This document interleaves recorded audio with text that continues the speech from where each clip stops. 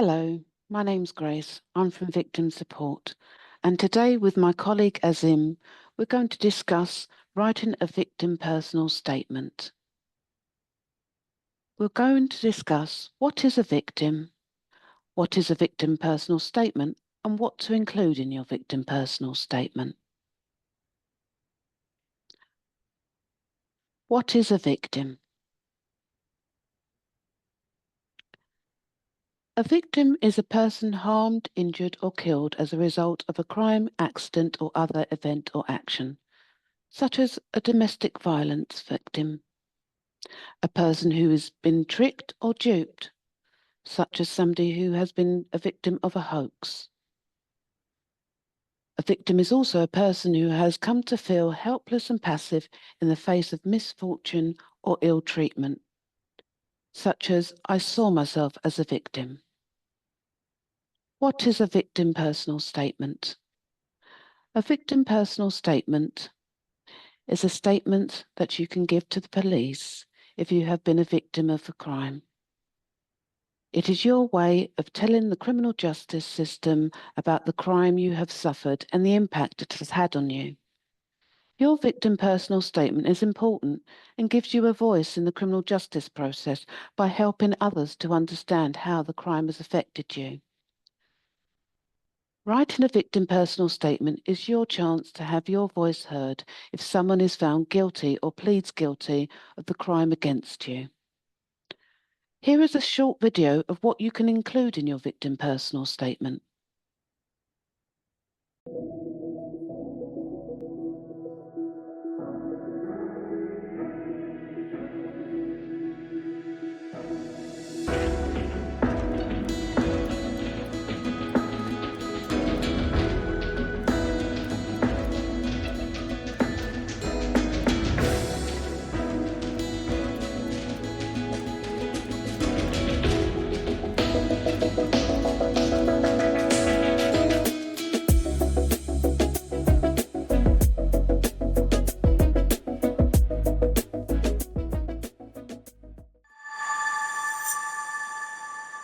Hi, my name's Azim.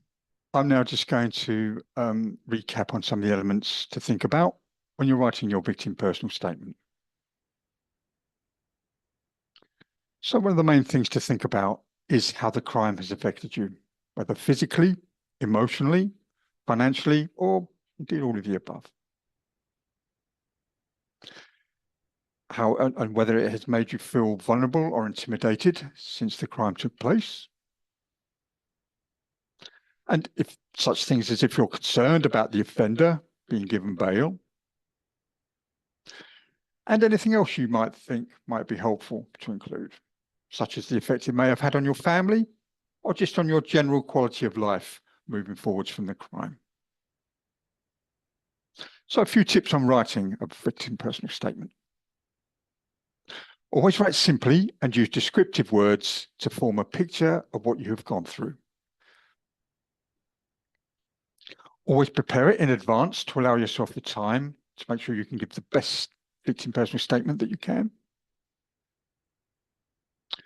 Always write using short sentences and paragraphs that make it easy for people in the court to actually understand it.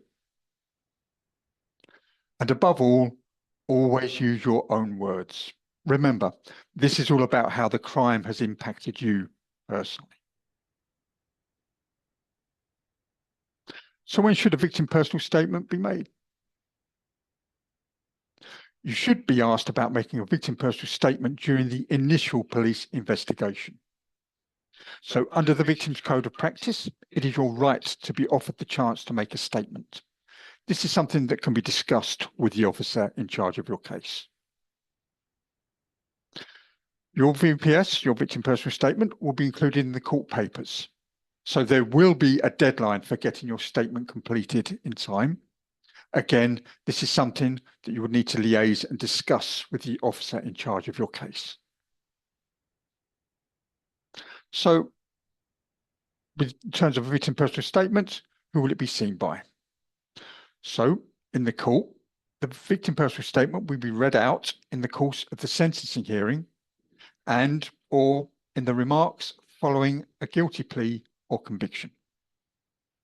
Your victim personal statement is important because it will help everyone involved in the case, the police, the prosecution, and other people in the court to understand the effect the crime has had on your life.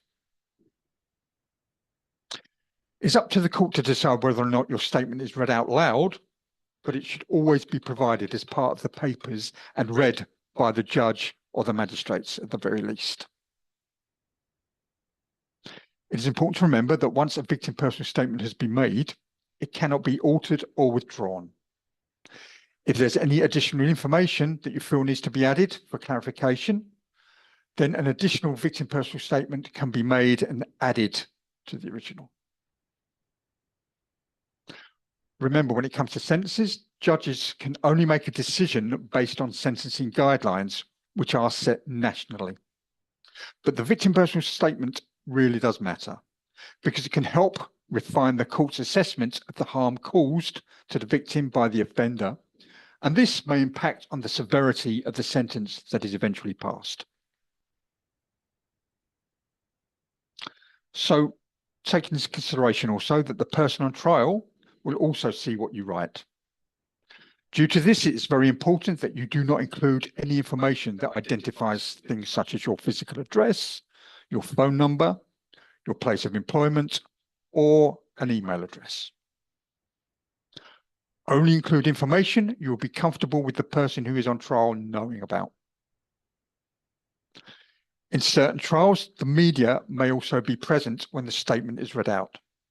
So if you do decide to do a victim personal statement, it is important to think about what you do say in it. Thank you very much for watching this webinar, and we do hope that you have found it helpful. Thank you. Goodbye.